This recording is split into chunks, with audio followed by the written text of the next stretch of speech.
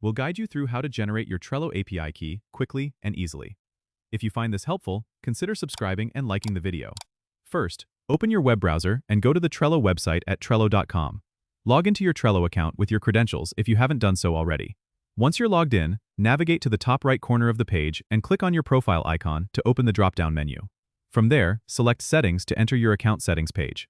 On this page, you need to find the Developer API Keys section, which is usually located towards the bottom. Click on the Generate API Key button to create a new API key. A new page will open, displaying your unique API key. Make sure to copy this key and store it in a secure place, as you'll need it to authenticate your Trello integrations and applications.